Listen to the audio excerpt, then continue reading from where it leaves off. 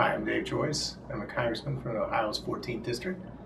I recently had the pleasure of making a trip over to the State of Israel, and I can't tell you what a wonderful time it was.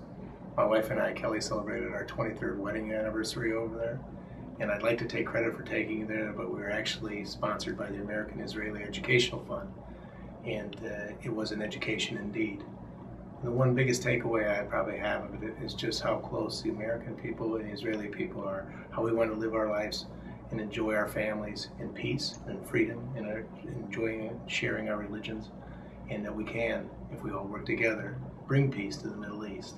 It's going to take time, but the Americans and his Prime Minister Netanyahu have told us we need to stand shoulder to shoulder, which I'm a firm believer of. There can be no daylight between our shoulders, as they understand together we'll conquer whatever enemies the State of Israel has, because their enemies are our enemies, and we can't let that happen.